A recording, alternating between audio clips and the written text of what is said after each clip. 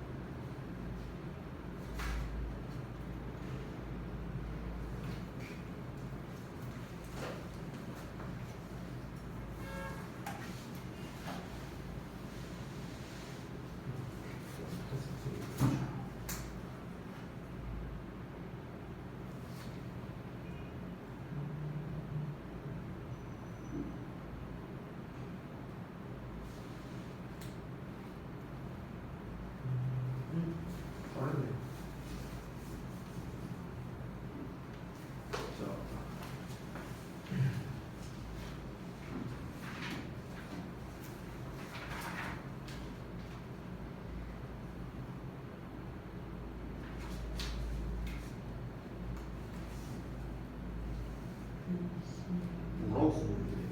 수용? 수요. 이게 너라고? 근데 그냥 글씨가 이상한 거. 수용이라고.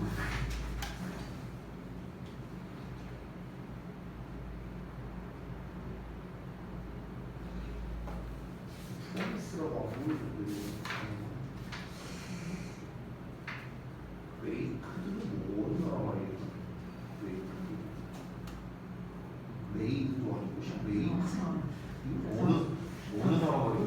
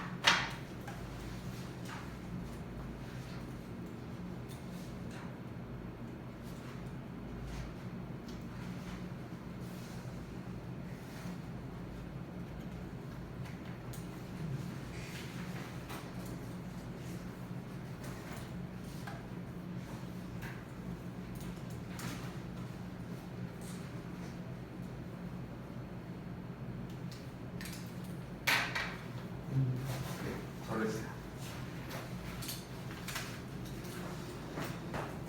자, 일단 그 델리 테스트 피드백하기 전에 앞서서 공지사항이랑 그다음에 좀 이런저런 게 있어서 자, 우선은 요 이제 우리가 다음 주부터 이제 내신 대비 수업을 하잖아요. 그래서 그 내신 대비 그 교재를 좀 드릴 건데 일단 여러분이 이제 중간고사를 이제 안 봤기 때문에 보통 전에도 한번 말씀드렸지만 1에서 4과가 이제 시험에 나올 가능성이 이제 보통 가장 높은데 혹시 그 관련해서 뭐 얘기 들은 거 있을까요? 1에서 4까지. 1에서 4까지 나오네? 그래? 똑같이? 그래요? 알겠습니다. 그래서 우선은 1과 거를 좀 먼저 준비를 해왔어요. 그래서 요거를 좀 먼저 드리도록 할게요. 왜 이렇게 멀리 앉아있어 지금. 들어가는 데들 자, 일단은 요거는 단어고요. 단어는 다음 시간에 시험을 볼 겁니다. 자, 다음 주부터는 듣기 숙제와 그리고 이제 여러분이 지금 현재 정규 단어 시험 보고 있는 거 있잖아요. 이거는 시행하지 않습니다. 알겠죠? 그래서 다음 주부터는 듣기 숙제 안 하셔도 되고요. 내신들이 끝날 때까지. 그리고 정규 단어 대신에 지금 나눠드린 단어를 외우시면 되는 거예요. 알겠죠? 이제 내신 때는 단어 시험을 어떻게 보냐면요. 제가 이렇게 단어를 이제 추가적으로 줄 거고, 그리고 선생님이 매일매일 이렇게 그 카톡을 보내주잖아. 그래서 어디 시험을 볼 거다라는 걸 쌤이 이렇게 보내주고 있기 때문에 그 부분을 참고해서 아, 내가 여기를 외우면 되는구나. 이렇게 여기를 준비해오면 되는구나. 이렇게 이해하시면 돼요. 자, 그 다음에 1과 잡서를 좀 드릴게요. 자, 뒤로 좀. 자, 그 다음에 세 번째로는 이제 분석서와 이제 통합본이 있습니다. 자, 요거 일단 드리고 설명드릴게요. 자, 방금 전에 받으신 이제 분석서와 이제 통합본 그리고 이제 자습서가 있는데 명칭이 좀 헷갈릴 수 있으니까 명칭을 좀 설명해 드릴 거예요. 우선 자료 마저 나눠 드리고요. 자, 이게 마지막입니다. 학교 이름 쏘리 내가 그냥 막 나눠줘갖고 학교 이름 좀 이렇게 달리 써 있으니까 그거 구분해서 죄송. 자기 학교 거에 맞게끔 가져가시라고요. 어차피 같은 내용이긴 한데 표지를 제가 학교 이름을 달리 써가지고. 맞게 왔어요? 아니야? 잘못 나왔어? 소리. 제 실수. 자, 그래서 일단 설명을 좀 드리겠습니다. 제가 이제 앞으로 내가 이제 어떤 걸 펴라 뭐 이렇게 얘기를 할 거예요. 근데 이제 여러분이 어떤 건지 모르고 헤맬 수가 있잖아. 그래서 그 각각의 이제 교재 용어를 좀 설명드리면 쌤이 아까 전에 나눠드린 요 프린트 있죠? 프린트 이렇게 컬러로 되어 있는 거. 자, 이게 이제 저희 학원에서 이제 제작을 한 자습서예요. 자습서. 알겠죠? 그래서 내가 자습서 펴라 하면은 요거 이제 이 컬러로 된 거 요거를 이렇게 펴시면 됩니다. 아시겠죠? 자, 그리고 두 번째로 나눠드린 교재를 보면은 그 통합본이라고 되어 있어요. 분석서 플러스 워크북 통합본 이렇게 나와 있는 게 있습니다. 자, 그래서 그것의 용도는 뭐냐면요. 말 그대로 그거는 우리 교과서에 나와 있는 모든 내용이 다 나와 있어요. 이 자습서 같은 경우는 본문만 있습니다. 본문만 있는데 그 통합본 같은 경우는 이제 뭐 대화문이라든가 본문이라든가 그 다음에 뭐 어법이라든가 뭐 이런 것들이 좀 이제 종합적으로 이제 나와 있고요. 어법 같은 경우, 그 본문 같은 경우는 조금 더 상세하게 이렇게 내용이 좀 정리가 되어 있고, 그리고 여러분이 숙제로 할 교재다라고 생각하면 됩니다. 숙제. 제가 이제 숙제를 내줄 때 그 워크북 어디를 해와라라고 이렇게 숙제를 내줄 거예요. 그래서 항상 그 통합본문을 기준으로 여러분이 숙제를 하면 되겠다 이렇게 이해하시면 됩니다. 그래서 잠깐만 줘볼래? 요거. 그래서 여기 이제 책의 뒷부분을 보면은요, 페이지를 좀 알려드릴게요. 24페이지를 한번 펴보시면은 24페이지. 이렇게 이제 그 상단에 보면은 여기 워크북이라고 보이세요? 여기 워크북이라고 보이시죠? 여기 글씨 보시면요. 그래서 워크북 파트 1, 파트 2, 그래서 파트 3 해갖고 이제 쭉 이게 파트 7까지 있습니다. 파트 7 됐어요? 그래서 지금 요걸 보시면 이게 본문 1 잠깐만 9페이지 잠깐만 펴보실래요? 자, 9페이지를 이제 보시면은 여기에 이제 그 교과서 본문 내용이 있어요. 그래서 본문 1번이라고 써 있고 그 뒤를 넘기면 본문 2번, 본문 3번 뭐 이렇게 써 있습니다. 여기 본문 2번 써 있죠. 그리고 소리 들리지? 그리고 왜 이렇게 안 넘어가?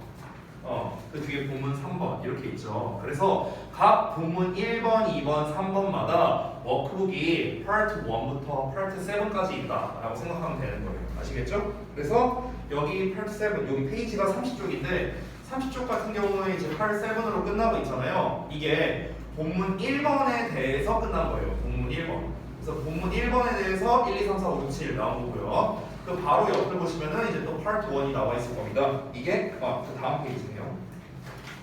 그 다음 페이지를 보면은 이제 본문 2번에 대해서 또 파트 1부터 파트 7까지 나와 있는 거예요. 오케이? 또 그 다음에 쭉 넘겨보면은 본문 3번에 대해서 또 파트 1부터 파트 이제 7까지 이렇게 쭉 나와 있습니다. 이렇게 구성이 돼 있어요. 그래서 제가 만약에 숙제로 내가 파트 1, 2, 3 해와라 이렇게 내가 얘기를 했어. 그럼 어떻게 하면 돼요? 본문 1에 파트 1, 2, 3, 본문 2에 파트 1, 2, 3, 본문 3에 파트 1, 2, 3 이렇게 하면 된다는 거예요. 이해되셨죠? 그렇게 하시고, 그리고 항상 이제 오셔서 이제 채점을 하시게 될 건데, 그 채점은 제가 답지는 여기다가 따로 이렇게 뒀습니다. 그래서 여러분께서 이제 그 자습실에서 이제 뭐 데일리 테스트 보시고 그 다음에 이제 교실에 이제 입실을 하시면요, 제가 항상 요거를 이제 여기다 둘 거예요, 이렇게. 그래서 여러분께서 여기에 이제 답지를 하나씩 가져가셔서 채점을 하시면 되겠습니다. 이해되셨죠? 그래서 여기 제가 여기 제목에도 써놨어요. 대화 안곡중 2학년 이제 교과서랑 그래머 빌드업 정답지 이렇게 써놨거든. 그래서 요거를 이제 보시고 각자 하나씩 가져와서 다 채점하시고 다시 여기다가 넣어두시면 됩니다. 이해되셨죠? 자, 그렇게 되겠고, 자, 그다음에 제가 마지막으로 나눠드린 교재가 그래머 빌드업이라는 이제 교재가 있어요. 그래머 빌드업. 자, 그래머 빌드업은 말 그대로 이제 문법만 모여져 있는 겁니다. 그래서 일과에 해당하는 문법 개념 그리고 각 문제, 객관식 및 서술형이 전부 다 나와 있는 그런 유형이라고 볼 수 있겠는데요. 자, 얘도 좀 잠깐 소개를 해드리자면, 일단 첫 페이지를 보시면은 이렇게 돼 있어요. 첫 페이지를 보시면 이렇게 전체적인 내용이 나와 있죠. 그 문법에 대해서, 일과 문법에 대해서. 그리고 그 다음 페이지를 넘겨보면은 이제 기본 개념이 이렇게 나와 있습니다. 한 파트에 대해서. 예를 들어 보시면 지금 일과 문법이 수요 동사랑 must, a, and이 이렇게 나와 있네요. 그렇죠? 수요 동사 우리 지난번에 배운 거 나오네. 자, 그래서 그 수요 동사에 대한 자세한 게 그 다음 페이지에 이렇게 나와 있습니다. 개념 설명이 나와 있고요. 그리고 그에 대한 문제풀이가 쫙 하고 나와 있습니다. 쫙 나와 있고, 그 다음에 뒤로 쭉 넘어가면은 10페이지를 펴보시면은 이제 두 번째에 해당하는 must, a, and, d에 대한 설명이 나와 있고, 또 이거에 관련된 문제들이 이렇게 쭉 뒤에 나와 있습니다. 그렇죠?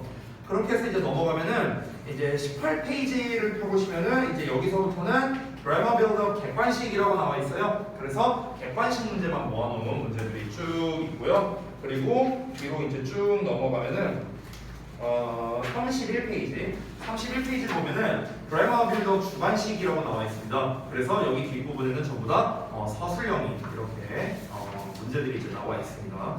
마찬가지로 이 그래머 빌드업에 대한 답지도 아까 제가 말씀드린 여기에 이렇게 넣어놨습니다. 그래서 여기 맨 앞에 있는 거는 교과서 답지, 워크북 답지고요. 그리고 그 뒤에 있는 거, 요게 이제 그래머 빌드업 답지가 됩니다.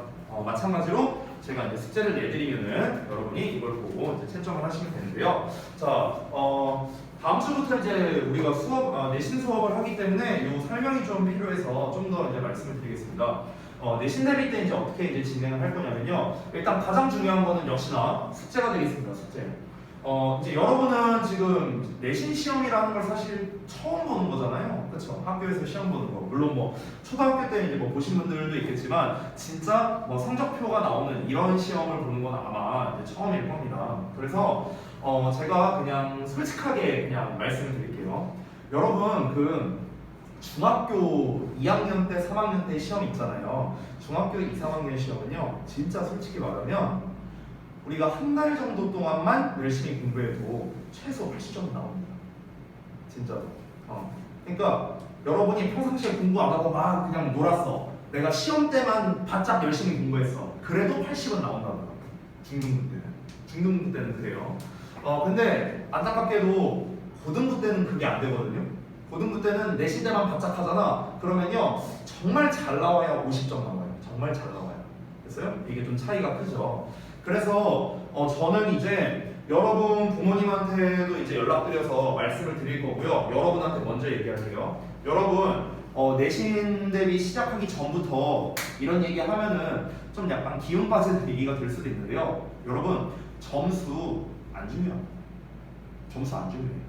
혹시 여러분 중에서 나는 특목고, 뭐 과고, 외고 뭐 이런 데 가고 싶다 하시는 분 혹시 계십니까? 없죠? 네. 나중에 생길 수도 있겠지만 만약에 그런 데를 노리는 게 아니라면요 제가 진짜 솔직히 얘기하는 거예요. 점수 필요 없습니다. 점수 필요 없어요.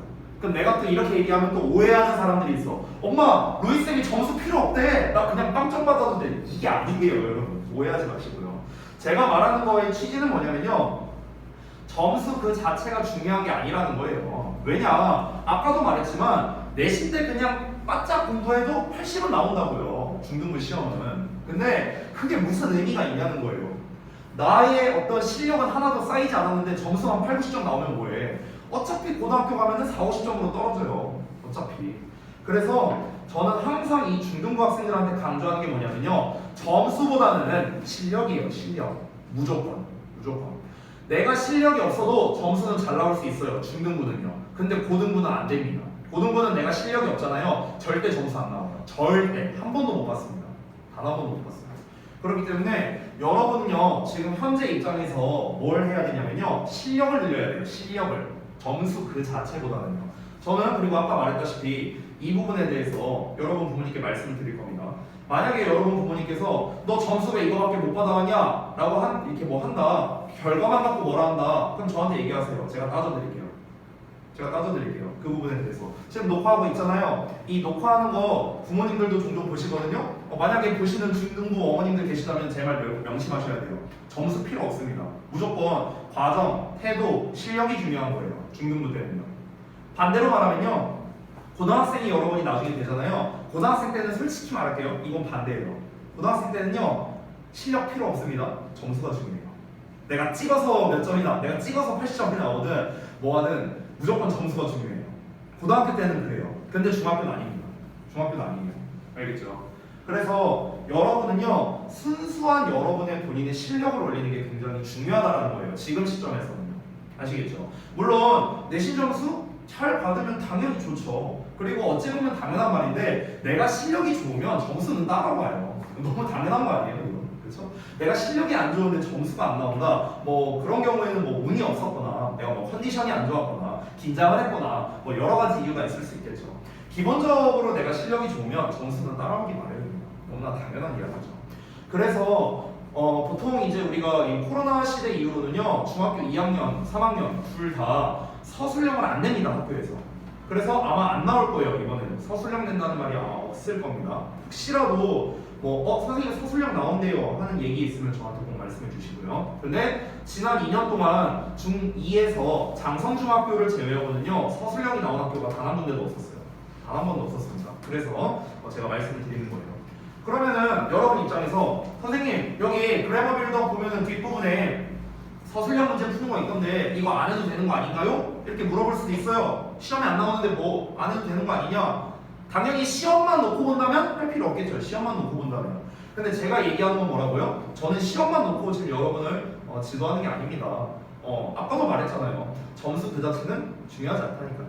여러분의 기본적인 실력을 쌓는 게 100만 배는 더 중요해요. 그래서 저는 그런 거랑 무관하게 전부 다 할 겁니다. 전부 다. 이게 이제 첫 번째예요. 자, 그리고 두 번째 말씀드릴게요. 숙제는요. 우리 이제 하랑이 같은 경우는 이제 형을 통해서 좀 간접 체험을 했을 수도 있는데요. 일단 숙제는요. 다음 시간까지 어디부터 어디까지 해와라라고는 안 내줄 거예요. 저는 어떻게 내줄 거냐면 매일 숙제에서 저한테 사진 찍어서 보내게 할 겁니다. 매일. 월화수목금토일 매일입니다. 오케이? 이게 포인트예요. 그래서 선생님 그러면 매일매일 얼마나 뭐 숙제를 어디 얼마나 해야 되는데요. 그거를 제가 스케줄을 다 짤 거예요. 다음 주 월요일이면은 5월 며칠이냐? 5월 30일이죠. 그래서 5월 30일 월요일 뭐 1과에 몇 페이지부터 몇 페이지까지. 화요일 몇 페이지에서 몇 페이지까지. 수요일 몇 페이지에서 몇 페이지까지. 이걸 다 쓸 거예요, 제가. 다 써놓을 겁니다. 그래서 여러분 단톡방에다가 보내드릴 거예요. 그러면은 여러분은 그 스케줄을 확인하고 숙제를 매일매일 합니다. 그리고 그 숙제 한 것을요 저한테 사진을 찍어서 매일매일 12시 전까지 보내시면 되는 거예요. 아시겠죠? 월화수목금토일 매일매일입니다. 스케줄에 따라서 제가 일요일은 뭐 제외시켜주기도 했거든요. 근데 안타깝게도 이번엔 아마 불가능할 것 같아요. 왜? 4개잖아요 단원이 4과까지 들어가잖아. 범위가 많죠. 그렇기 때문에 우리가 숙제량이 제가 미리 말씀드리면 적진 않을 것 같아요. 적진 않을 것 같아요. 그거를 좀 미리 말씀드립니다. 그리고 제가 첫 시간에도 얘기했지만 숙제는 타협이 없다 그랬어요. 그래서 이 부분은 여러분께서 좀 잘 지켜주시되, 만약에 내가 정말로 숙제를 할 수 없는 피치 못할 상황이 생겼다, 그런 상황이 생길 수도 있잖아요, 예외적으로. 그렇다면은 저한테 미리 말씀을 해주셔야 됩니다. 뭐 예를 들어서 뭐 내가 뭐 팔 한쪽이 없어졌다, 내 오른손잡이인데 오른손이 없어졌다, 그래서 왼손 글씨를 익히는데 시간이 걸린다. 이거는 좀 이게 그냥 장난으로 말하는 거고. 예를 들면 그런 게 있겠죠. 사실 중등부는 별로 해당 사항은 없는데, 뭐 수행평가가 내일 뭐 한 4개가 있다. 그래서 뭐 수행평가를 뭐 준비를 해야 된다. 그래서 수행평가 준비를 위해서 요 좀 오늘 해당 분량의 숙제는 좀 다 못할 것 같다, 뭐 이럴 수도 있잖아요, 예를 들면. 그래서 그런 경우에는 저한테 미리 말씀을 해주셔야 됩니다. 내가 먼저 물어보는 순간 이건 끝이에요. 예를 들어서 12시 넘었는데 내가 만약에 막 하랑이한테 카톡 보냈어. 너 왜 숙제 안 보내냐? 아 선생님 저 수행 준비하느라 죄송합니다. 이러면 땡이라는 거예요. 네가 먼저 연락해야 된다. 이해됐죠? 그래서 어떤 타당한 사유에 대해서는 저에게 먼저 얘기를 해주셔야 된다, 이겁니다. 그리고 내가 합리성을 판단했을 때 이거는 숙제를 못할 정도의 그건 아닌 것 같은데? 라는 생각이 든다면 기각이에요. 알겠죠? 그래서 제가 이 부분은요 좀 조절을 해서 다음 주 월요일부터 아마 바로 시작이 될 것 같습니다, 숙제 하는 거는요.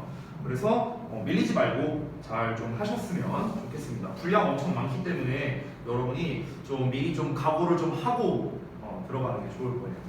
자, 그래서 크게 이제 여러 가지를 말씀드렸는데 좀 정리를 해서 말씀드릴게요. 첫 번째, 단어 시험은 어떻게 한다고요? 제가 나눠드린 걸로. 알겠죠? 그리고 범위를 매 시간 끝나고 난 다음에 제가 알려드릴 거다. 자, 그리고 두 번째, 듣기 숙제는 다음 주부터는 안 해도 된다. 단 오늘까지는 해왔어야 됐기 때문에 오늘 듣기 숙제에 있어서 뭐가 잘 안 됐다, 뭐 단어 조사라든가 채점이라든가 이런 게 안 됐다, 당연히 전부 다 마무리해야 됩니다. 알겠죠? 알겠죠? 본인 얘기하는 거. 아니 왜? 본인 얘기하는 거라고. 방금 내가 뭔 얘기했어요? 너 얘기한 거라니까. 이해 안 돼요 지금 내가 하는 말이? 근데 표정이 그냥 이러고 보고 있길래 대답이 오든가 뭐 끄덕이라도 하든가 뭔가 있어야 될 거야. 오늘 다 마무리하고 가라. 알겠지? 그 얘기한 거야. 그리고 숙제 갔다가 자꾸 얘기 나오는데 제가 그냥 좋게 넘어가는 것도 사실은 한계가 있어요. 이거는 다시 한번 말하지만 예외가 없습니다. 알겠죠? 그리고 그 수현이 같은 경우는 이따가 수업 끝나고 잠깐 남으세요. 알겠죠? 대답 안 해? 그리고 이어서 우리 아까 숙제에 대한 거 매일매일 해야 된다, 스케줄에 대해서도 다 말씀을 드렸습니다. 자, 혹시 궁금하신 거 있습니까? 질문사항? 그 12시 전까지 보내야 된다잖아요. 네네네. 근데 뭐 1시 12시 넘어서 한 1시까지는 안 되는. 그게 이제 뭐 솔직히 말하면 뭐 상관은 없어요. 상관은 없는데, 근데 이제 그냥 이제 여러분이 막 늦게 막까지 숙제하고 늦게 자는 게 싫어서 그냥 그 이유밖에 없어요. 그 이유밖에 없어서 그렇지 뭐 사실 뭐 3시에 보내든 4시에 보내든 뭐 상관은 없습니다. 네, 상관은 없는데 그냥 되도록이면 그냥 빨리 하고 빨리 자 그냥. 그것 때문에 그런 거야. 근데 이제 네. 매일매일 숙제는 몇 시쯤에 보내주시나요? 아니 그 스케줄을요 내가 쫙 다 짜서 한 방에 보내줄 거예요. 그러니까 샘플을 좀 보여드리면, 잠깐만요.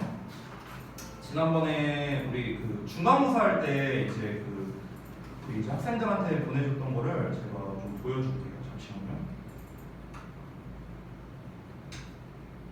이런 식으로. 이게 이제 그때 중3 학생들한테 이제 제가 지난 중간고사 대비할 때 보내준 건데요. 여기 내용 보면은 보이시죠? 여기에 뭐 3월 25일 금요일 1과 어디에서 어디, 뭐 토요일 날 어떻게, 일요일 날 어떻게 이렇게 써져 있죠, 그렇죠? 이걸 한 번에 보내드린 거예요, 한 방에 이 내용을.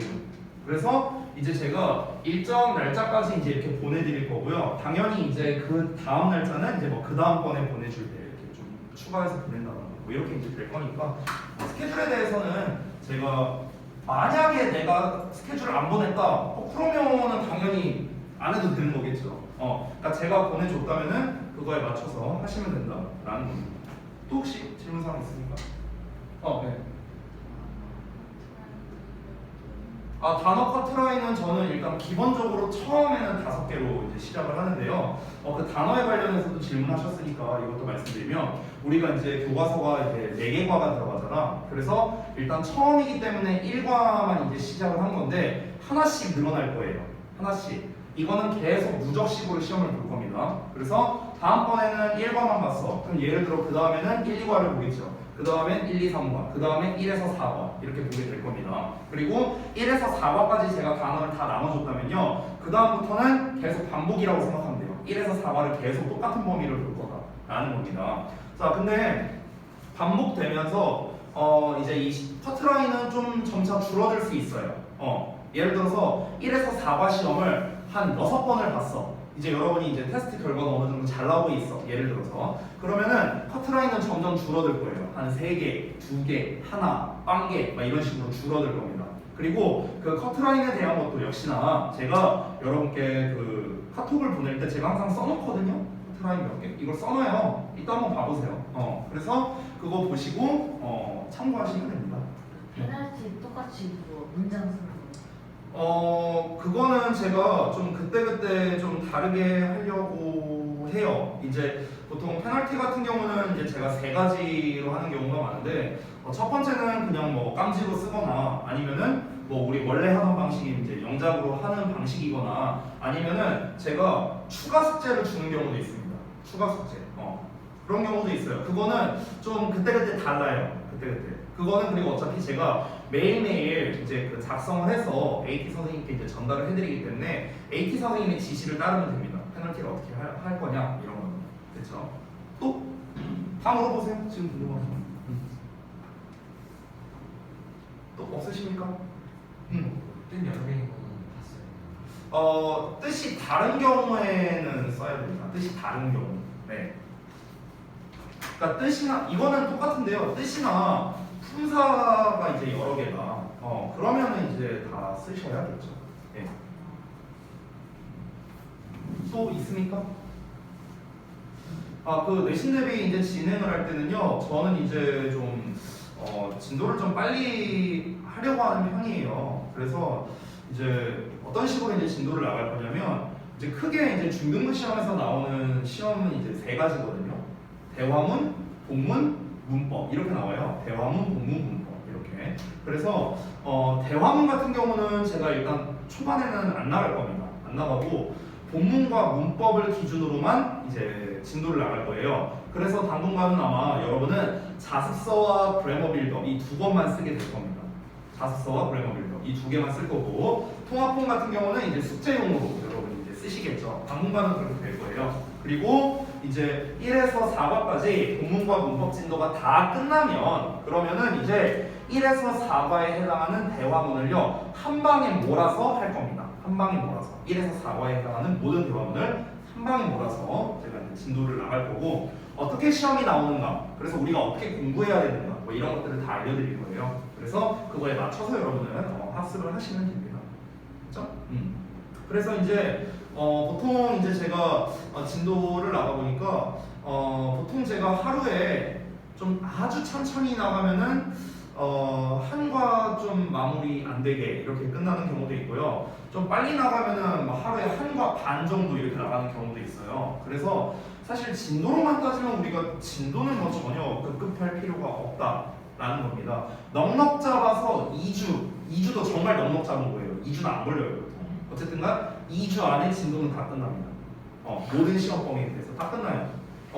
근데 문제는 뭐냐? 이 진도가 끝난다는 거, 내가 진도 나가는 게 끝난다는 거지 이제 니네가 끝나는 게 아니잖아요. 그래서 저는 진도가 끝나고 난 다음에는 웬만하면 다 개별 첨삭 위주로 이제 수업 진행을 할 겁니다. 만약에 좀 이제 특별히 좀 어려운 문법이 나와서 나의 좀 설명이 필요하다 뭐 이런 것들 같은 경우는 제가 좀 강의식으로 진행을 하겠지만 진도가 끝나고 난 다음에는 이제 다 이제 제가 개별 첨삭을 좀 해줄 거거든요. 그러면 여러분 생각해보자. 내가 개별 첨삭하는 시기에 여러분이 만약 결석하게 된다면 여러분은 그냥 하루 날리는 거예요.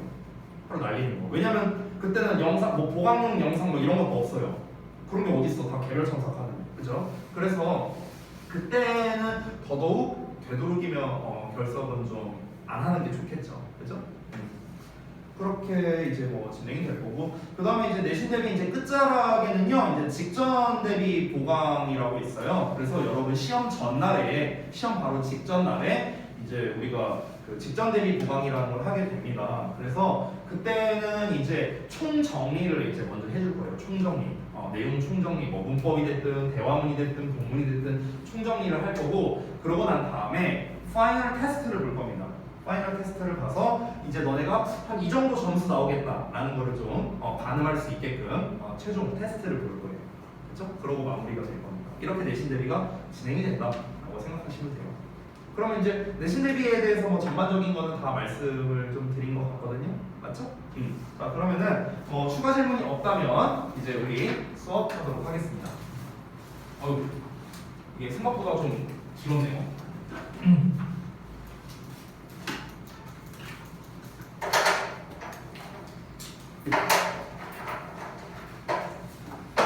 자, 오늘 데일리 테스트 본 거 리뷰 좀 하겠습니다. 리뷰. 지난 시간에 배웠던 내용들이거든요. 그래서 간단하게 그냥 말로만 리뷰를 하고 넘어가도록 하겠습니다. 자, 삼형식 구조에 대해서 예문을 들어 설명하시오. 자, 삼형식 구조. 뭐 여러분 너무나 잘 알다시피 주어, 동사, 목적어로 구성되어 있는 여러이고, 이때 우리가 동사를 타동사라 부른다. 뒤에 목적어는 당연히 명사의 역할만 할 수 있다. 뭐 이런 이야기를 했었죠. 두 번째 바로 이어서 이어동사. 자, 이어동사라는 거는 말 그대로 동사와 부사가 결합되어서 타동사의 역할을 하는 것. 이거를 이제 이어동사라 했습니다. 자, 다만 이때 의미가 이제 좀 달라진다라는 특징이 있었고요. 또 하나, 이 목적어를 쓸 때 동사와 부사 사이에 목적어를 써도 되고 동사와 부사 뒤에다가 목적어를 써도 된다. 뭐 이런 얘기를 했었는데요. 다만 목적어가 대명사가 나올 때는 무조건 동사와 부사 사이에 꼽살이 껴야 된다. 그래서 픽미업 생각하라고 했어요. 픽미업. 그쵸? 자, 그래서 이제 예시 단어 이렇게 제가 지난번에 써드린 단어를 이제 써놨고요. 자, 이번에는 반대로 동사 플러스 전치사 구조인데요. 생긴 거는 얼핏 보면은 이어동사랑 뭐 거의 비슷하게 생겼습니다. 다만 이제 얘는 똑같이 동사와 전치사가 결합돼서 의미가 달라지는 타동사로 이제 변하게 되는데요. 다만 이 녀석은 목적어를 무조건 뒤에다가 쓴다라는 겁니다. 꼽사리로 목적어를 쓰는 경우는 없다. 이렇게 생각하시면 되겠어요. 그에 대한 예시도 지난번에 제가 써놨던 거 똑같이 써놨습니다. 자, 그 다음에 이어서 사형식 구조. 주어, 동사, 간접 목적어, 직접 목적어 이렇게 구성되어 있죠. 뭐뭐에게 뭐뭐를 뭐뭐 해주다 이렇게 해석이 되는데, 자, 동사가 항상 뭐뭐 해주다라고 해석이 되기 때문에 수여한다는 의미를 가진 동사라 해서 수여 동사이다 이렇게 명칭을 지었죠. 자, 사형식을 삼형식으로 바꾸는 방법은요, 간접 목적어와 직접 목적어의 자리를 바꾸고 요 사이에다가 to, for, of를 붙여주면 된다. 셋 중에 하나를요. 자, 근데 어떤 전치사를 쓰느냐라는 거는 앞에 나와 있는 동사에 따라 달라진다 라고 얘기를 했었죠. 그래서 앞에 나와 있는 동사가 어떤 과정을 거치지 않고 바로 준다 라는 의미일 때는 to를 쓰고, 어떤 과정을 거쳐서 준다 할 때는 for, 그리고 질문하다의 의미일 때는 of를 쓴다. 이렇게 설명을 했었습니다. 자, 여기까지가 지난 시간에 배웠던 내용이고요. 간단하게 좀 리뷰를 해봤습니다. 자, 그럼 오늘은요, 지금 벌써 시간이 벌써 6시요. 자, 그래서 이 15분 컷을 좀 해볼게요. 15분 내로 최대한 오형식에 대한 설명을 좀 한번 해볼게요. 넘어갈 수도 있지만 시간이.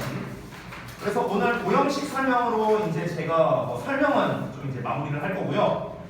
이 오형식 설명이 끝나고 난 다음에 여러분께 좀 쉬는 시간을 드리고, 그리고 지난번에 다 하지 못했던 이 개별 피드백, 여러분이 지금까지 해왔던 뭐 그런 숙제나 이런 것들 있죠. 그리고 아까 보니까 채점 안 된 분들이 좀 많았었는데 채점까지 해보는 게 숙제였었습니다. 그래서 채점할 시간도 좀 필요할 테니까 그런 좀 시간을 좀 드리도록 할게요. 첨삭도 좀 하고요. 자, 그러면 오형식 부분 한번 보도록 하겠습니다. 자, 여러분 교재 펴주시고요.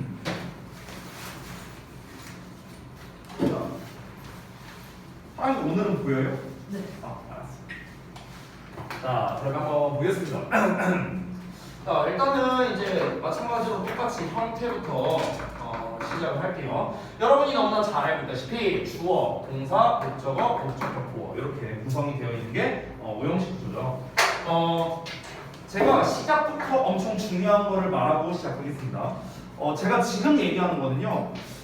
고등부 애들도 잘 몰라요. 맨날 잊고 사는 건지 아니면은 잘 모르는 건지 어쨌든간 이 오형식이라는 구조를 딱 보자마자 여러분께서는 떠올려야 되는 게 있습니다. 자, 어떤 거냐면요.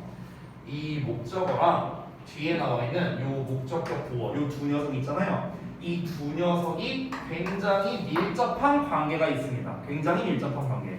자, 조금 우리가 어려운 말로 뭐라고 부르냐면요. 주술 관계라고 표현을 합니다. 주술 관계. 이 주술 관계가 성립한다 이렇게 얘기를 하거든. 근데 주술 관계라고 하니까 이게 말이 어렵죠. 이 주술 관계라는 게 뭐냐면요. 주라는 거는 주어 말하는 거고요. 술이라는 거는 서술어, 즉 동사를 말하는 겁니다. 그래서 더 쉽게 말하면요. 주어, 동사처럼 해석하라라는 소리예요. 이 주술 관계라는 말은. 다시 한번 뭐라고요? 주어, 동사처럼 해석하라. 주어, 동사처럼. 뭐를요? 얘랑 얘를요. 됐죠? 그러니까 실제로는 목적어고 실제로는 보어야. 근데 우리가 해석을 할 때는 마치 얘네 둘을 주어, 동사처럼 해석하면 굉장히 매끄럽게 해석이 된다라는 겁니다. 만약에 이 목적어가 나오고 뒤에 뭔가가 나왔어. 근데 뒤에 뭔가 나온 게 목적격 보어인지 아니면 뭐 직접 목적어인지 뭐 이렇게 우리가 헷갈릴 수 있잖아요. 그러니까 그런 경우에는 이 둘의 관계를 주어 동사처럼 해석을 해서 말이 되면 오형식이고 주어 동사처럼 해석했는데 말이 안 된다? 그러면 다른 형식이 된다. 이렇게 이해하시면 됩니다. 자, 이거는요 말로서만 보여드리기 좀 어려우니까 예시를 좀 보여드릴게요. 예시. 자, 예를 들어서 만약에 They call me a taxi. 자, 이렇게 한번 써보고요. 자, 그 다음에 또 하나. They call me messenger. 자, 이렇게 한번 표현을 해볼게요. 자, 그러면은 지금 이 문장 구조를 보시면은 They called me 여기까지는 어때요? 똑같이 생겼죠? 그렇죠? 근데 뒤에 나와 있는 게 a taxi라는 명사가 나왔고요. 여기도 Mr. Jack이라는 명사가 나왔습니다. 자, 그러면 품사가 똑같거든요. 근데 여러분 심지어 이 앞쪽까지는 아예 똑같은 내용이지만 이 뒤에 나온 단어 때문에 완전히 해석이 달라지는 그런 구조가 되겠습니다. 그래서 제가 좀 보여드리면 위에 거는요 주어, 동사, 이 미가 뭐냐? 이 간접 목적어예요. 간접 목적어. 택시가 직접 목적어가 되는, 즉 사형식 구조가 돼요. 사형식. 자, 근데 아래 거는 어떠냐면요. 미리 말씀드리면 they call 미가 목적어고요. 이 Mr. Jack이 목적격 보어가 돼서 오형식이 됩니다. 그러면 여러분 입장에서 아니 쌤 여기 they called me까지 똑같이 생겼는데 뒤에 나온 단어 하나 달라졌다고 이게 사형식이 되고 오형식이 되고 이거 뭐 우리가 어떻게 구별해야 돼요? 이런 일이 이제 벌어지겠죠. 그래서 그 구별하는 방법을 알려드릴게요. 그 전에 선생님 이거 굳이 구별해야 돼요? 사형식이니 오형식이니 구별해야 됩니까? 구별해야 됩니다. 왜? 해석이 달라져요. 해석이 달라져. 자, 위에 거를 먼저 해석해보자면요. 그들은 간접 목적어니까 나에게라고 해석해야겠죠. 그래서 그들은 나에게 택시 한 대를 불러주었다가 되는 거예요. 불러주었다. 됐어요? 콜택시 해줬다고요. 됐죠? 근데 아래 거는요. 그들은 불렀어 나를 Mr. Jack이라고 이렇게 되는 거예요. 그러면은 우리가 얼핏 보기에는 똑같은 비슷한 형태이지만 이 called와 called부터 해석이 다릅니다. 얘는 사형식 수여 동사이기 때문에 해석이 어떻게 됐어요? 불러주었다 이렇게 해석이 됐지, 그렇지? 근데 아래 거는요 불렀다 이렇게 해석이 됐습니다. 불러주었다, 불렀다 해석이 다르잖아요, 그렇죠? 이런 것처럼 이렇게 뒤에 나와 있는 이 단어 하나만으로도 형식이 바뀌면서 해석도 전체적으로 달라졌다라는 거예요. 자, 그러면 다시 한번 어떻게 구별을 하느냐? 구별하는 방법은요. 아까 말했다시피 지금 여기에 나와 있는 me라는 녀석과 뒤에 어떤 어쨌든 명사가 나왔어. 그러면은 이 둘 간의 관계를 주어 동사처럼 한번 해석해보라고. 자, 주어 동사처럼 해석한다는 말이 오히려 또 여러분이 그게 뭔 말이지? 이럴 수도 있거든요. 그래서 요 사이에다가 비동사를 한번 집어넣어 보세요. 비동사. 비동사가 있다고 한번 생각해 보세요. I am이라고 한번 생각해 보세요. 자, 그러면은 위에 건 어떻습니까? I am a taxi 이렇게만 생각해 보라고. I am a taxi. 나는 택시다. 말이 돼요? 내가 택시야? 말이 안 되잖아. 그렇죠? 그렇기 때문에 얘는 주어 동사로 해석했을 때 말이 안 됩니다. 그래서 사형식이 된 거고요. 아래 거는 나는 Mr. Jack이다 하면은 얘는 말이 되죠. 내가 Mr. Jack이야. 얘는 충분히 말이 되죠. 얘는 주어 동사로 해석했을 때 말이 자연스럽기 때문에 오형식이 된다라는 거예요. 됐죠? 그래서 여러분 다시 한번 말합니다. 이 오형식을 이제 우리가 공부할 때 가장 중요한 건 뭡니까?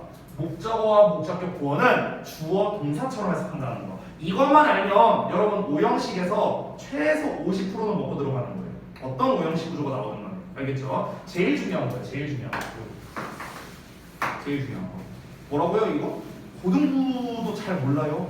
고등부도 잘 몰라. 여러분 이제 알면은요. 이제 혹시 여러분이 뭐 이제 위로 이제 형제가 있다면요. 잘난 척 할 수 있습니다. 물어보면 모를걸요 이거? 모를걸요?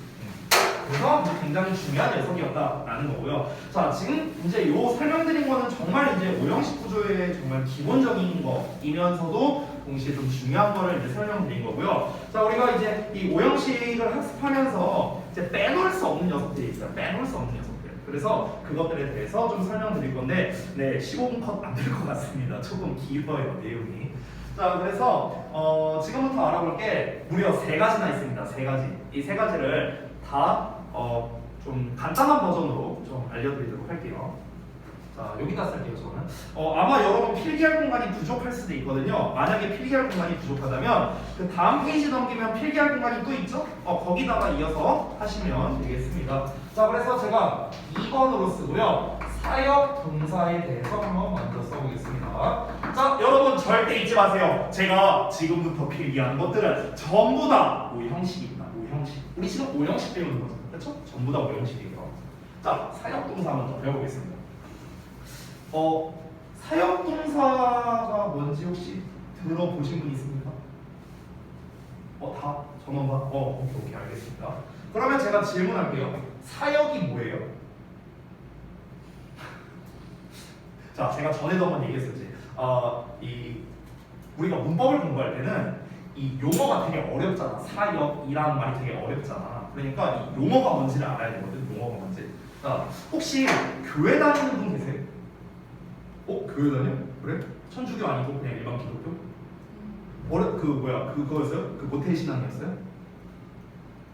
모태신앙은 아니었어? 모태신앙이 뭔지 잘 모르는 것 같은데 혹시 이제 부모님께서 이제 그런 교회 관련된 직종에 계세요? 뭐 권사님 뭐 그런 거 있잖아요. 조부모님께서 이제 이제 기독교에서 그렇군요.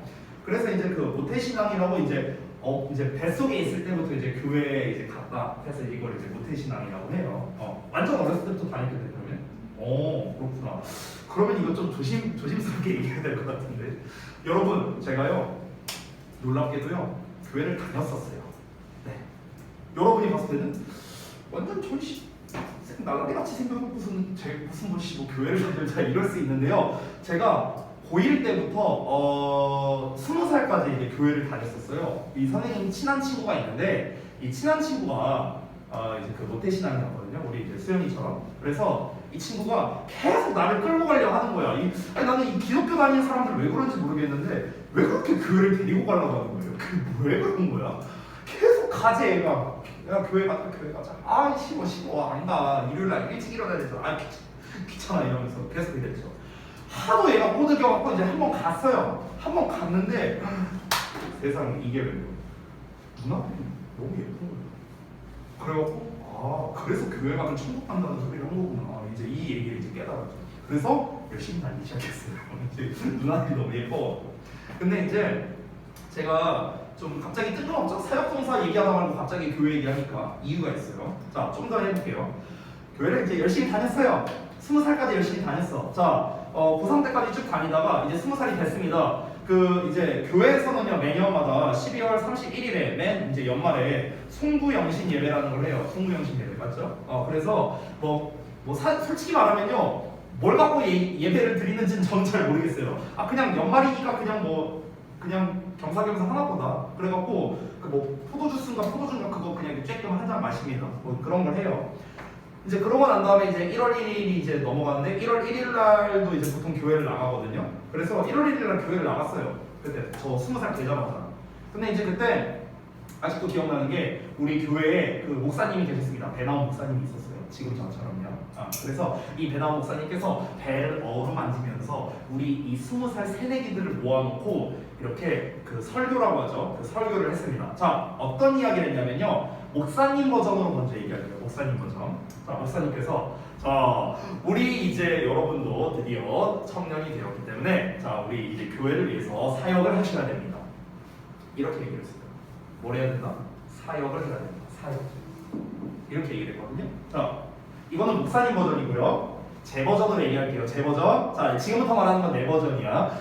제가 처음에 딱 이 얘기를 들었을 때는 뭔가 이게 목사님이 얘기하니까 뭔가 굉장히 뭔가 이 사역이란 단어가 굉장히 성스럽고 약간 은혜롭고 약간 이렇게 이제 좀 들렸었거든. 자, 그런데 내 버전으로 얘기할게. 자, 니네 더 이상 애 아니지? 클 만큼 컸지? 20살이잖아. 컸잖아. 자, 이제 그럼 일 좀 해야지 니네. 야, 교회를 위해서 일 좀 해. 이거예요. 이게 제 버전입니다. 자, 그래서 정리하겠습니다. 사역이라는 거는요, 이제 사전적인 의미는 아니지만 좀 쉽게 말하면요, 교회에서 일 시키니까 좀 해. 이거예요. 그래서 20살이 되면은요, 각자 이제 자기가 이제 하고 싶은 분야로서 이렇게 각각 퍼집니다. 서기가 된다거나 아니면은 이제 주보라고 하죠. 이렇게 그 교회 하루의 일과가 이렇게 나와 있는 거, 그런 거를 문서 작업하는 쪽으로 가기도 하고요. 아니면은 우리 이제 꼬맹이들 무슨 가르치는 이런 반으로 가기도 하고요. 이렇게 퍼집니다. 20살이 되면은. 그래서 그거를 통틀어서 사역한다고 표현을 해요. 사역한다. 그렇죠? 자, 그래서 아주 쉽게 말하자면요. 이 사역한다라는 건요, 이제 사전적 의미는 조금 달라요. 사전적 의미는 쉽게 말하면 내가 어떤 대상을 데리고 통제한다는 뜻이거든요. 통제한다. 통제한다는 것은 내 마음대로 부린다라는 개념이기 때문에 이 사역이라는 게 시키다의 의미에 가까워요. 시키다. 됐어요? 이런 뜻이에요. 그러면 결국에 사역 동사라는 것은 무슨 말이냐면요. 시키다의 의미를 가진 동사이다라고 생각하시면 됩니다. 뭔가를 시키는 거구나. 뭔가를 하게 만드는 거구나. 이렇게 생각하면 됩니다. 자, 그러면 사역 동사의 종류가 대표적으로 세 가지가 있는데 이 세 가지가 무엇이냐? 첫 번째, let. 두 번째, have. 세 번째, make가 있습니다. 제가 간격을 좀 띄어서 썼거든요. 이유가 있어요. 우리에게 굉장히 익숙한 단어들이 있는데요. 여러분 사실 이 let, have, make의 공통점은요. 이따가 말하겠지만 미리 얘기하면 뒤에 목적격 보어 자리에 동사 원형의 형태가 온다라는 점. 이거 말고는 공통점이 없습니다. 그러니까 let, have, make는요 다 달라요. 뭐가 다르냐? 해석도 다르고요. 세 개가. 그러니까 의미가 다릅니다. 그리고 좀 약간 바꿔 쓸 수 있는 단어들이 각각 있는데 그 바꿔 쓸 수 있는 단어도 당연히 다 다릅니다. 오케이? 그래서 하나씩 좀 살펴볼게요. 자, 우리 let이라는 거는 제일 많이 보는 게 let's go 잖아요. 그렇죠? let이라는 단어 제일 많이 보는 거죠. 이 let이라는 게 어떤 의미에 가깝냐면요. 시키다보다는 좀 뭐랄까 뭐뭐 하게 내버려 두다? 좀 이런 의미에 가까워요. let은요. 또는 뭐뭐 하도록 허락하다 의미에 좀 가깝습니다. 됐어요? 약간 이런 느낌에 가까워요. let은요. 그러니까 let이라는 거는 뭔가를 시킨다라는 느낌보다는요. 그래 그렇게 해. 네 맘대로 해. 약간 이런 느낌이에요. 이런 느낌. 알겠죠? 그 겨울왕국 보셨어요, 여러분? 혹시 다 보셨나요? 저는 안 봤습니다. 저는 안 봤는데 그 겨울왕국이 한참 유행할 때 학생들이 이제 저한테 와서 물어봤어요. 그때 그 선생님 레디꼬가 왜 다 잊어라는 뜻이에요? 이렇게 물어보는 거예요. 그래서 난 얘기를 듣고 그게 뭔 말이야 이랬어요. 왜냐면 나는 안 봤잖아 영화를요. 그래갖고 애들이 이제 저는 이제 안 봐서 잘 모르는데 그 엘상가 원상가 아무튼 나와갖고 얘가 이제 막 노래를 부른대요. 그 레디꼬 레디꼬 하면서 이렇게 노래를 부르는데 근데 이제 거기 자막이 나오잖아. 근데 자막에 다이저 다이저 이렇게 나왔대. 근데 이제 애들이 와서 물어보더라고 그때 당시에 왜 이게 다이저니? 근데 이제 저는 상황을 모르니까 이게 왜 이렇게 해석되는지 알아요? 레디꼬가 왜 이렇게 해석이 되냐면 이거는 이제 먼저 여러분께 좀 여쭤봐야 될 텐데 영화를 보셨을 테니까 혹시 이 노래를 그 엘상가 걔가 부른 거 맞아요? 그러면은 이 노래를 부르기 전에 엘사가 겪은 것 중에 뭔가 되게 힘든 일이 있었나요 혹시? 그 노래 부르기 전에? 그러면은 이제 말이 되는 거예요. 자, 왜 그러냐면요. 이 시라는 게 그것이잖아, 그거. 근데 이 그것이 뭐냐면요. 힘들었던 일이에요. 힘들었던 일. 됐어? 이거야, 이거. 고는 여러분 알다시피 가다잖아, 가다. 됐어? 그럼 이게 무슨 말이냐면요. let이 무슨 뜻이라고? 뭐뭐하게 내버려두라는 거예요. 뭐뭐하게 내버려두라. 그럼 이걸 직역을 하면은요. 그것이 가게 내버려둬 이런 뜻이 되는 거거든. 힘든 일이 다 가버리도록 내버려둬. 힘든 일이 내 머릿속에서 가버리도록 그냥 내버려둬. 그래서 다 잊어. 이렇게 해석이 되는 거야. 됐어? 이렇게 의역된 거예요. 의역된 거.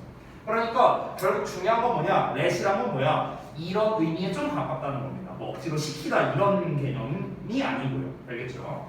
그래서 이 let이라는 단어가 허락하다의 의미랑 비슷하기 때문에 실제로 allow라는 단어랑 되게 비슷한 뜻이에요. allow. 의미가 얘랑 비슷해요. 얘랑. 자, 그 다음에 have라는 동사 보겠습니다. 이 have라는 거는요 가장 시키다라는 의미에 가장 근접한 의미인 것 같습니다. 근데 시키다라고 해석하면 좀 어색한 경우가 많아서요. 뭐뭐 하게 하다 이렇게 해석되는 게 일반적입니다. 뭐뭐 하게 하다. 그래서 이 녀석과 가장 비슷한 의미를 가진 게 get이라는 단어예요. get. 여기서의 get은 얻다가 아니에요. 얻다가 아니고 뭐뭐 하게 하다 이렇게 해석이 됩니다. 뭐뭐 하게 하다. 자, 그 다음에 마지막으로 make 있는데 여러분 잘 알다시피 make는 만들다잖아요. 그래서 뭐뭐 하게 만들다라는 겁니다. 뭐뭐 하게 만들다. 그럼 뭐뭐 하게 만든다는 건 어때요? 좀 약간 좀 강제성이 좀 들어가 있죠.